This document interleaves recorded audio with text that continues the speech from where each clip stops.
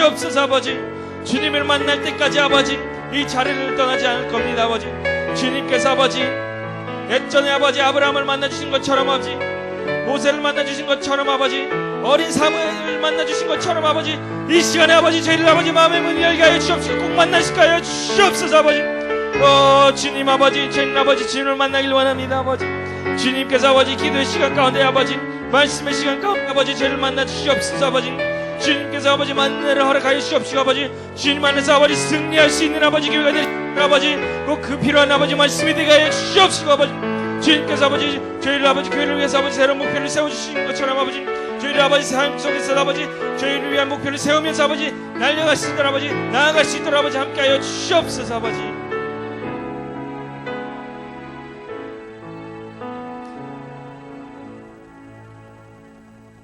시간에 드보라와 에스더 여전도에 축송하겠습니다.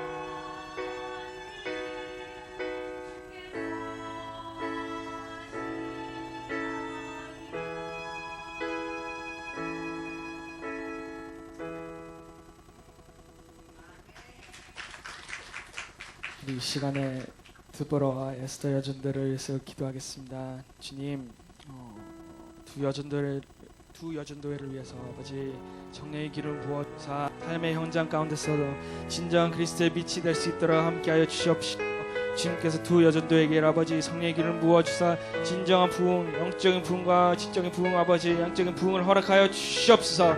그리고 아버지 두 여전도의 아버지 섬김을 보시면서 기억하시면서 아버지 많은 복을 내려 주시옵소서. 이 기도 제목을 갖고 주여 한번 외치면서 두 여전도를, 드보라 여전도의 에스더 여전도를 위해서 기도하겠습니다. 주여 한번 외치면서 기도하겠습니다. 주여, 주님, 주님.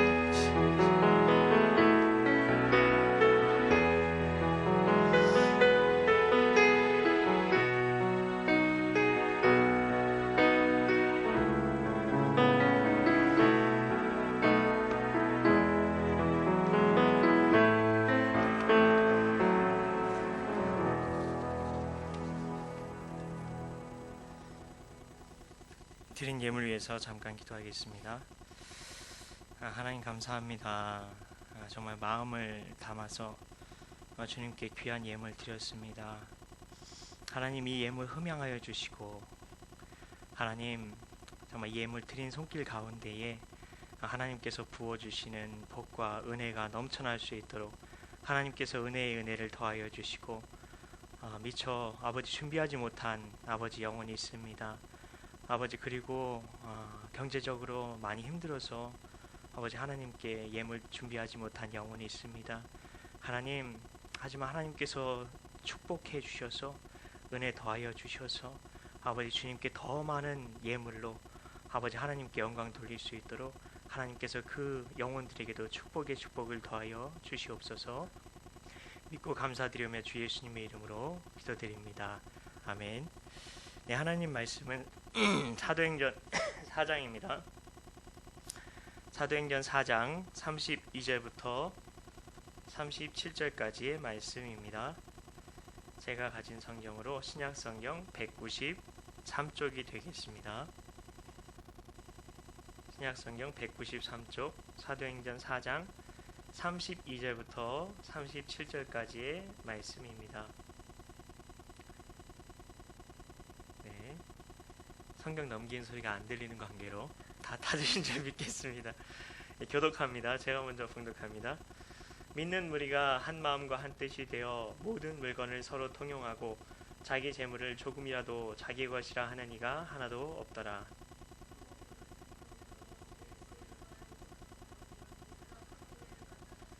그 중에 가난한 사람이 없으니 이는 밭과 집 있는 자는 팔아 그 판 것의 값을 가져다가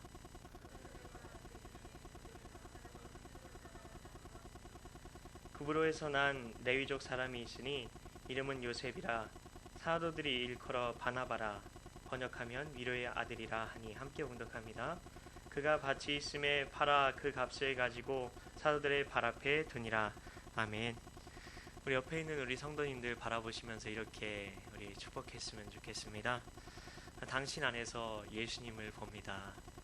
당신 안에서 예수님을 봅니다. 네, 감사합니다. 정말 초대교회 같은 우리가 교회가 되는 것이 정말 한때 한국교회의 그런 소망이었던 것 같습니다. 그런데 어느 때부터인가 이 초대교회로 돌아가자 그런 말들이 많이 사라진 것 같습니다.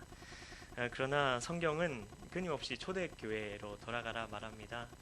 왜냐하면 이 성경 안에 있는 초대교회의 모습이 우리가 되찾아야 할 교회의 진정한 모습이기 때문입니다. 성도 간의 교제가 좀 교제에 대해서 좀 소극적인 마음을 가지시는 분들이 계십니다. 나는 모르는 사람과 교제하는 게 싫어. 혼자 신앙생활해도 예수만 잘 믿으면 되지 뭐. 그렇게 생각하는 것입니다. 근데 이것은 올바르지 못한 신앙을 가졌다는 증거입니다. 우리가 이름도 모르고 얼굴도 처음 본 사람을 만약에 교회에서 보게 됐다고 한번 생각을 해보겠습니다.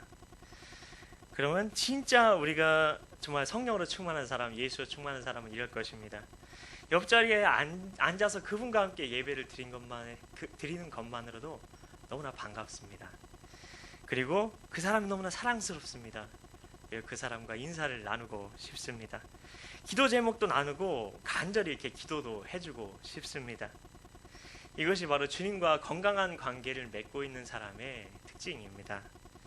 그리고 이런 역사가 교회에 나타나고 있다면 이것은 교회를 세우시는 성령의 역사가 나타난 것이라고 분명히 말씀드릴 수 있겠습니다. 우리는 초대교회가 어떤 교회였는지 좀 살펴보아야 합니다. 처음 성령을 받은 성도들은 어땠죠? 함께 모이고 싶었어요. 지금 우리가 그 영적인 돌파를 위한 릴레이 기도회를 하는데 잘 모이지 못하는 것 같아요. 예, 각자의 처소에서 이렇게 많이 하시는 것 같은데, 근데 처음 성령을 받은 성도들은 함께 너무나 모이고 싶었어요. 그리고 서로 뜨겁게 사랑했어요. 사도행전 2장 44절 45절 말씀을 제가 봉독해 드리겠습니다. 믿는 사람이 다 함께 있어 모든 물건을 서로 통용하고 또 재산과 소유를 팔아 각 사람의 필요를 따라 나눠주며. 아멘. 처음 성령을 받은 성도들은 내 것이라는 개념이 사라질 정도로 그만큼 서로 사랑했습니다. 근데 이런 일들이 어떤 곳에서는 지금 현실화가 되고 있는데 그것이 어딘지 아십니까? 잘 한번 말씀을 한번 보세요. 모든 물건을 서로 통용해요. 뭐 네 것도 내 것, 내 것도 네 것, 그렇게 되는 거죠. 그리고 그 필요에 따라서 이렇게 그런 것들을 이렇게 필요에 따라서 어떤 것이 만약에 주어진다면 그것이 필요에 따라서 이렇게 막 나눠 가져요.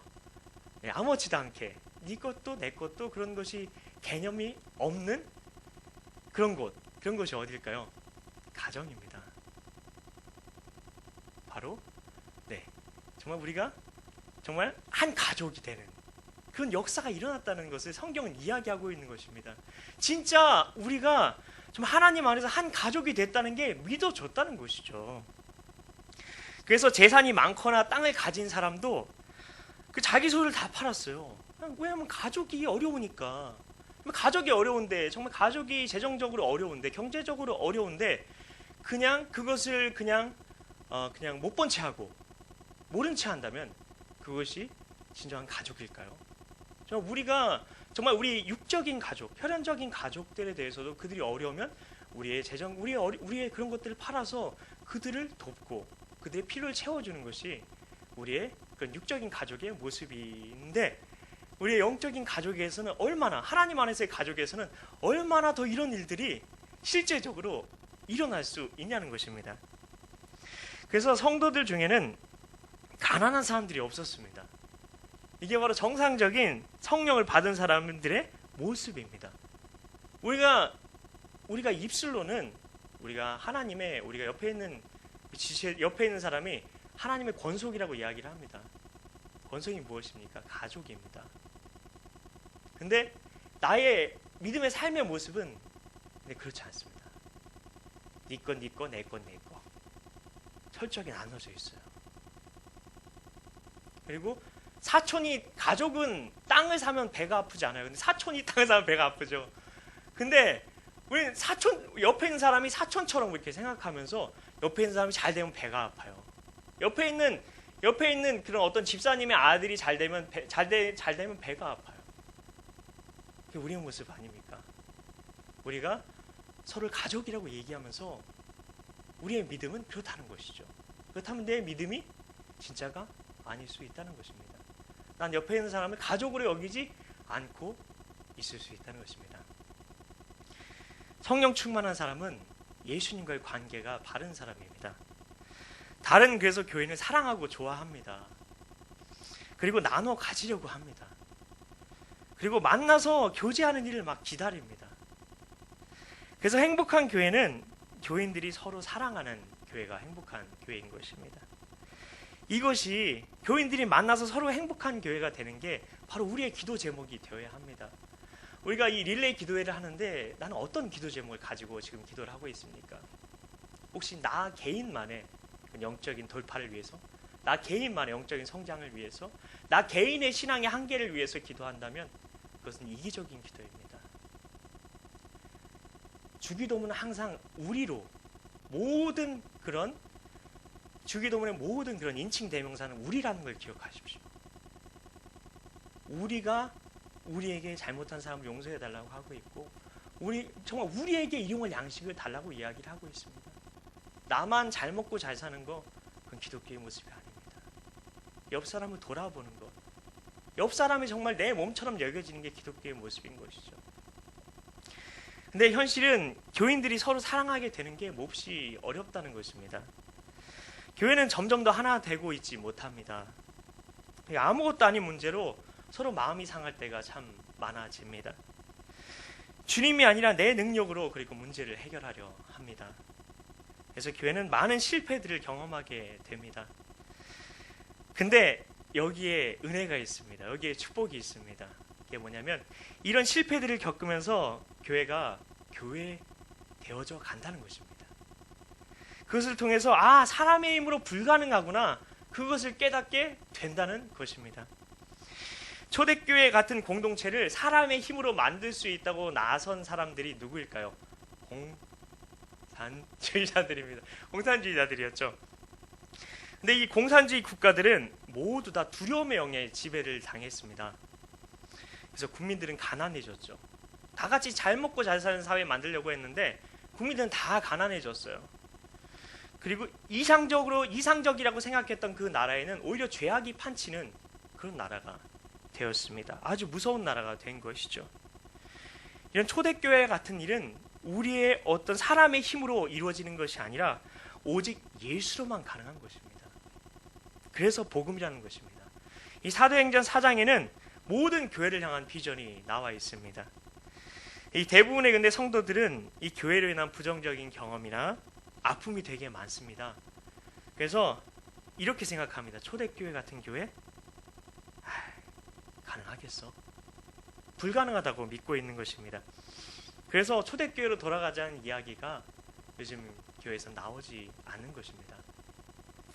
근데 사람은 할 수 없지만 하나님으로서는 다 하실 수 있습니다. 속죄함이 우리 생각으로 가능했습니까? 속죄함이 내 생각 안에서 그것이 가능했습니까? 예수님이 성령으로 우리 안에 오시는 것, 그것이 우리의 생각에 가능해 보이나요? 아닙니다. 오직 십자가 복음 안에서만 가능한 것입니다. 교회의 목표도 그래서 사도행전의 그 초대교회를 이루는 것이 되어야 하는 것입니다. 교회의 목표는 100명, 1000명, 10,000명의 그런 교인을 이루는 것이 되어서는 안 됩니다. 우리는 초대교회 같은 교회는 가난한 성도만 좋아할 것 같습니다. 왜냐하면 다 나눠졌으니까. 일하지 않아도 먹고 살 수 있을 것 같은 교회 같잖아요. 그리고 부자 교인은 이런 교회를 아주 싫어할 것 같습니다. 왜냐하면 재산을 팔아서 다 가난한 성도들에게 나눠주라는 그런 푸시가, 압력이 있었을 것 같으니까요. 근데 잘 한번 생각해보면 가진 것을 나누는 것이 행복인가요? 아니면 움켜쥐는 것이 행복인가요? 우린 알고 있습니다. 가지고 있는 것을 모두 다 주어도 좋을 만큼 사랑하는 사람이 내 곁에 있는 게 행복한가요? 아니면 가지고 있는 모든 것을 줄 사람이 전혀 없는 그 상태가 행복한 것일까요? 사랑하는 사람이나 가족이 곁에 있으면 혼자 있을 때보다 돈을 더 쓰죠. 근데 아깝나요? 아깝지 않습니다. 나는 옷을 못 입고 맛있는 거 못 먹어도 내 자식이 잘 먹고 잘 입으면 그것으로 행복합니다. 왜냐하면 사랑하니까요. 예수님을 믿으며 받는 축복은 부자가 되는 게 아닙니다. 오히려 가진 돈을 하나님 나라를 위해서 내어놓게 되는 것이죠. 이 돈보다 더 좋은 예수님을 내 마음에 모셨기 때문인 것입니다. 하나님 앞에 갈 때에 내 주변에 분명히 돌봐야 될 이웃을 하나님이 끊임없이 보게 하셨어요.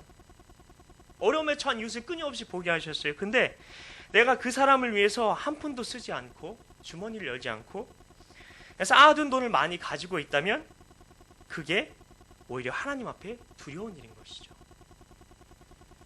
예수 믿고 진짜 우리가 눈이 열리면 진짜 공동체가 열리게 되는 것입니다. 우리는 예수님을 믿고 진짜 눈이 열려야 합니다. 예수님을 만난 삭개오 어떻게 했죠? 재산을 가난한 사람들에게 나누어 줬습니다. 누가복음 19장 8절 말씀을 제가 읽어드리겠습니다. 우리는 이 삭개오가 자기가 어떤 불의한 재물을 모은 부분에 대해서만 이렇게 사람들에게 나눠줬다고 생각할 수도 있는데, 근데 성경은 이렇게 이야기하고 있습니다. 삭개오가 서서 주께 여짜오되 주여 보시옵소서 내 소유의 절반을 가난한 사람들에게 나눠주겠사오며, 이미 소유의 절반 그냥 나눠주겠다는 거예요.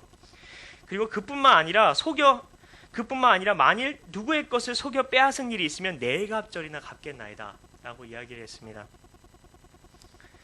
삭개오가 어떻게 보이나요?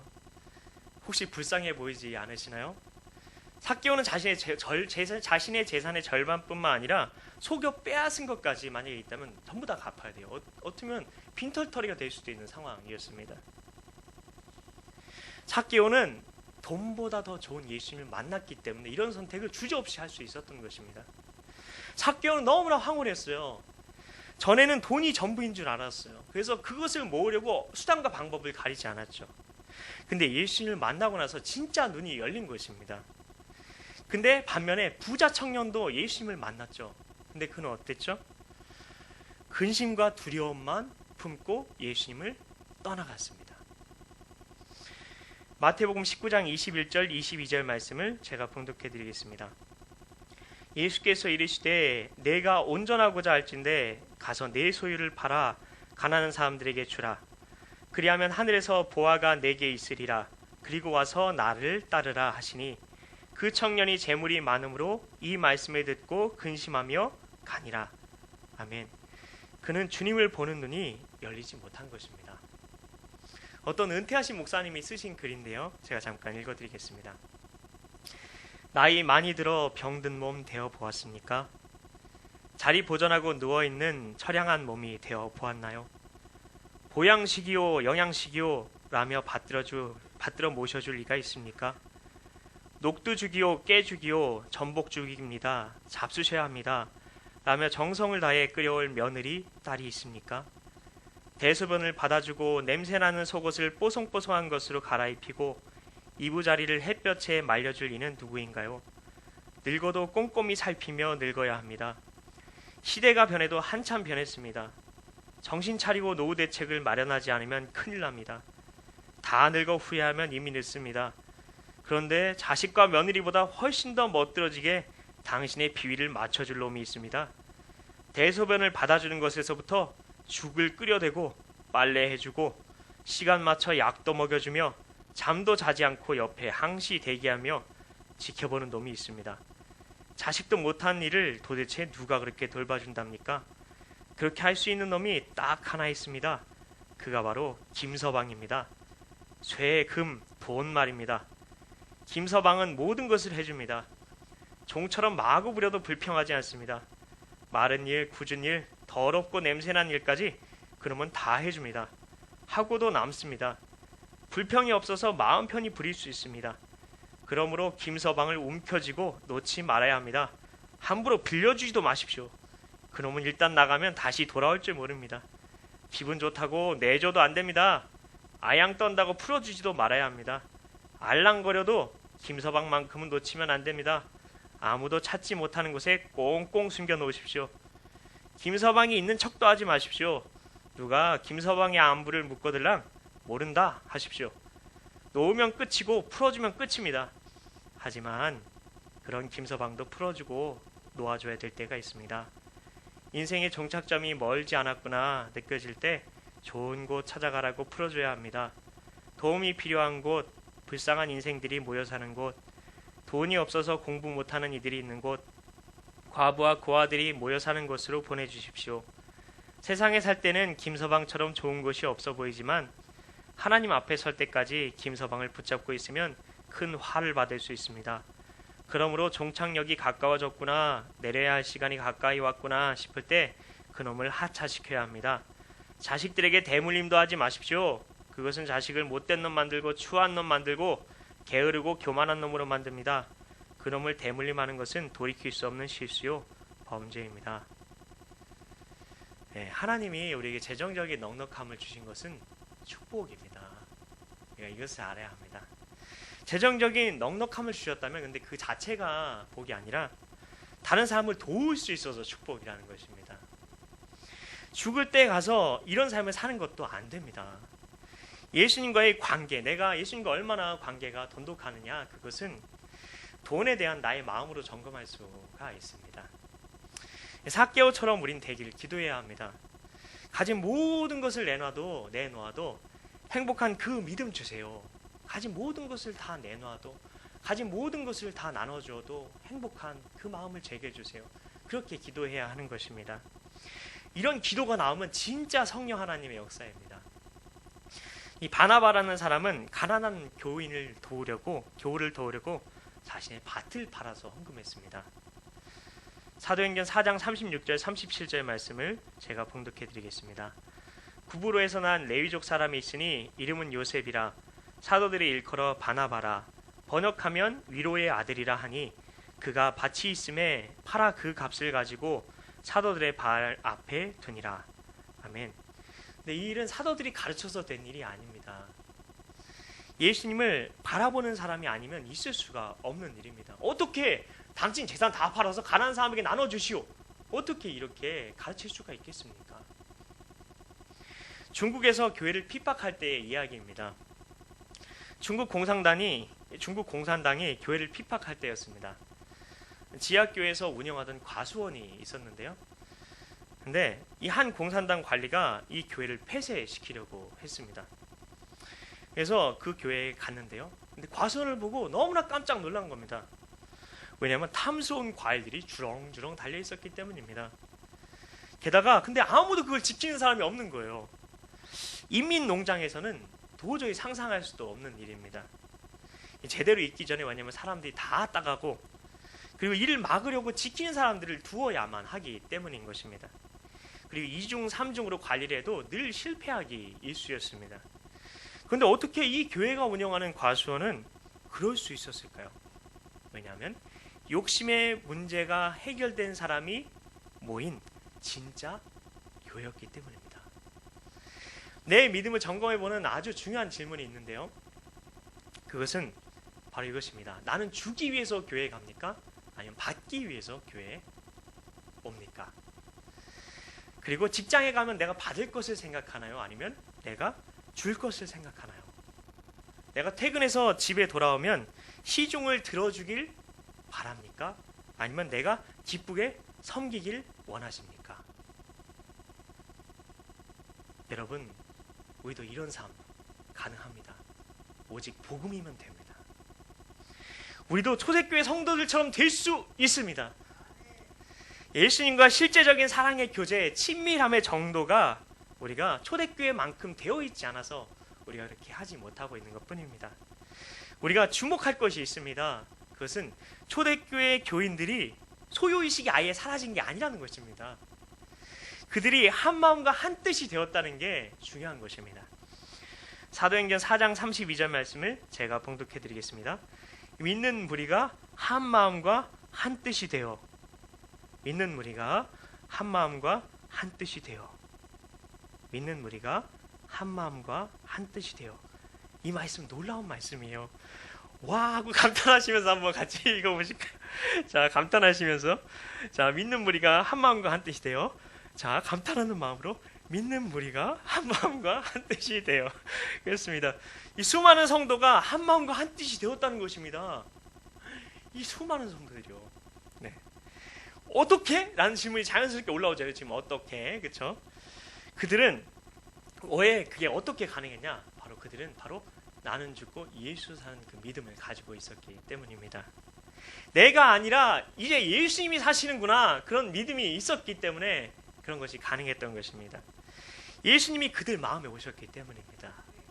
그들이 가진 한 마음, 공통되게 가진 그 한 마음이 예수님께 집중했기 때문입니다. 아까 우리가 처음에 인사 나눴죠. 당신 안에서 예수님을 봅니다. 옆 사람 안에서 예수님이 보이면 당연히 우리는 그 길로 걸어갈 수 있는 것입니다. 빌립보서 4장 11절부터 13절까지의 말씀을 제가 봉독해 드립니다. 내가 궁핍함으로 말하는 것이 아니니라. 어떠한 형편에든지 나는 자족하기를 배웠노니 나는 비천에 처할 줄도 알고 풍부에 처할 줄도 알아. 모든 일 곧 배부름과 배고픔과 풍부와 궁핍에도 처할 줄 아는 일체의 비결을 배웠노라. 내게 능력 주시는 자 안에서 내가 모든 것을 할 수 있느니라. 아멘. 바울은 가난해져도 시험에 들지 않게 되었고 부유해져도 내가 교만해지지 않게 되었다라고 그렇게 고백합니다.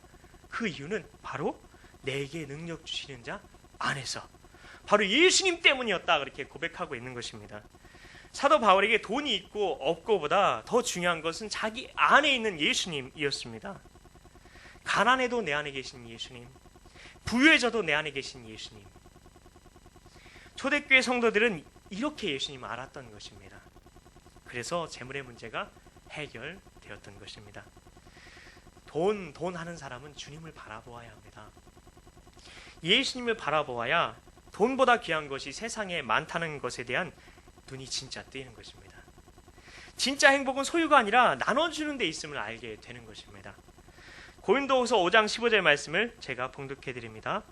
그가 모든 사람을 대신하여 죽으심은 살아있는 자들로 하여금 다시는 그들 자신을 위하여 살지 않고 오직 그들을 대신하여 죽었다가 다시 살아나신 이를 위하여 살게 하려 함이라. 아멘. 여러분, 우리 이렇게 고백할 수 있어야 합니다. 다시는 내 자신을 위하여 살지 않고 오직 나를 대신하여 죽었다가 다시 살아나신 이를 위하여 내가 살 것입니다. 탐심이 문제라는 것은 모든 종교가 다 알고 있습니다.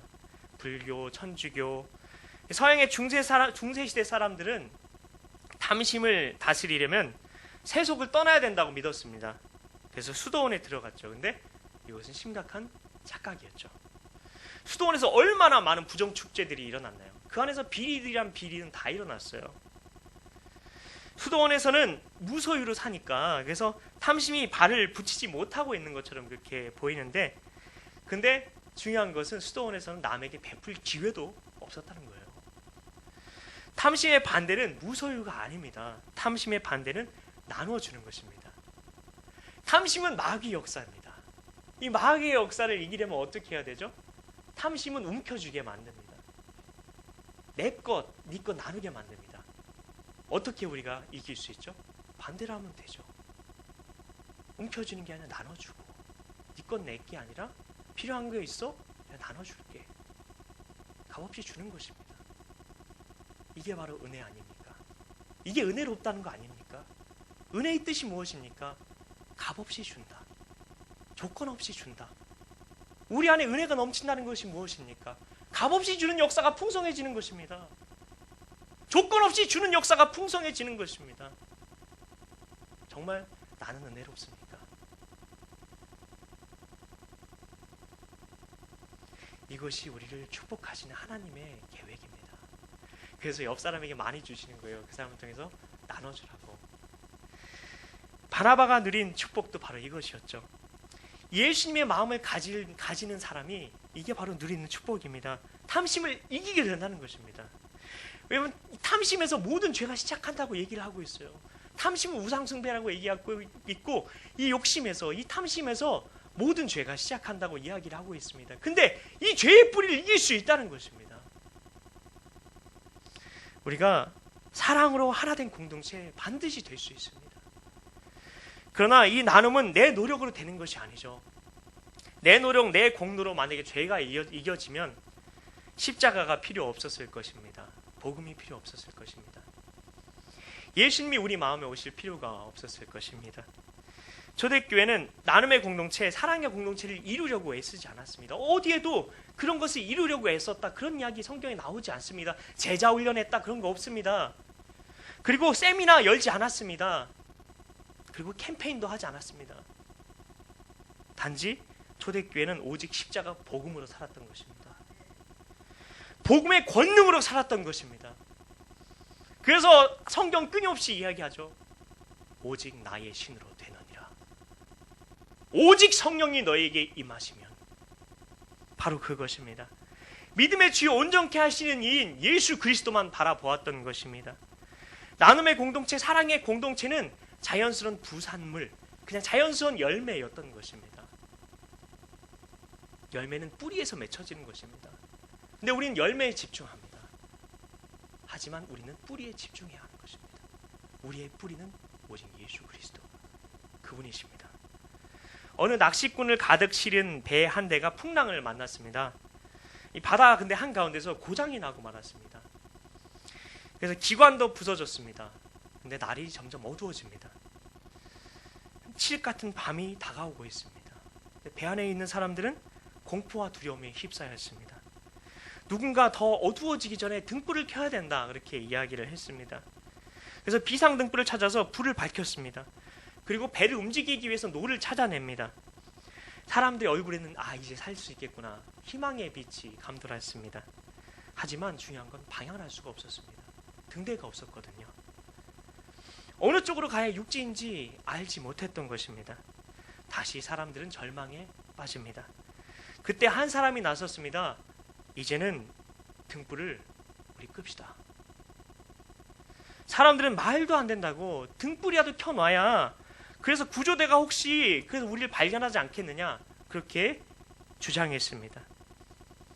근데 이 등불을 끄자고 주장했던 사람이 글쎄 강제로 그 불을 꺼버린 것입니다. 배 안에는 고요가 넘쳤습니다. 얼마쯤 시간이 흘렀습니다. 근데 갑자기 한 사람이 소리를 지릅니다. 불빛이 보인다. 육지에 불빛이 보인다. 왜냐하면 이 등불 때문에 보이지 않았던 육지의 반딧불 같은 불빛이 보였던 것입니다. 주위가 어두워져야 빛이 보일 수 있는 것입니다. 우리가 꺼야 할 등불이 무엇인가요? 우리가 우리 안에 주님의 인도하심을 받기 위해 우리가 꺼야 될 등불이 무엇인가요? 돈으로 인한 염려, 인색한 마음, 욕심의 등불입니다. 이것을 꺼야 주님의 음성이 들립니다. 이것을 꺼야 그때서야 십자가가 보입니다. 진짜 살 길이 보이는 것입니다. 빛이신 예수님이 선명하게 보이는 것입니다. 내 안에 이런 것들이 있는지 한번 살펴보십시오.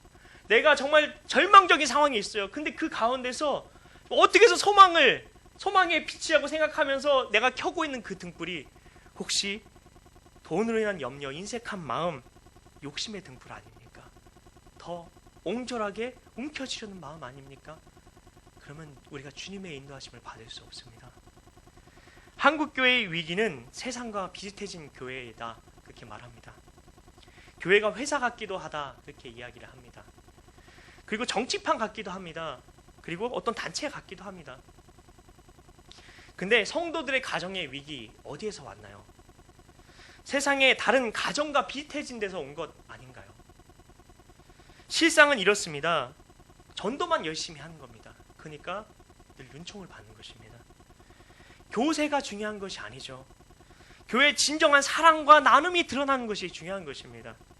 욕심이 사라지는 것이 그게 바로 기적인데, 그 기적이 교회 안에 내 안에 있는지 우리는 스스로 점검해 보아야 한다는 것입니다. 교회인데 내가 세상과 비슷한 이유, 그것을 알아야 하는 것입니다. 그것은 예수님과 관계가 잘못되었기 때문입니다.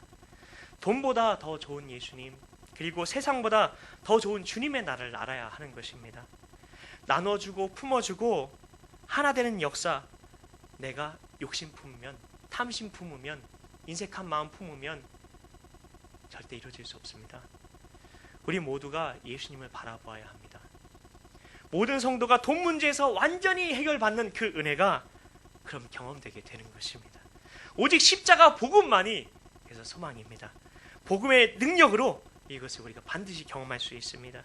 그리고 그렇게 되면 이 땅에서 천국을 보게 되는 것입니다. 초대교회의 역사 우리가 경험하게 되는 것입니다. 이 동덕교회에 서로 사랑하게 되는 놀라운 기적이 탐심의 역사가 극복될 때 반드시 이루어지게 될 것입니다. 우리 같이 우리 예수 십자가에 흘린 피로써 우리 같이 찬양한 이후에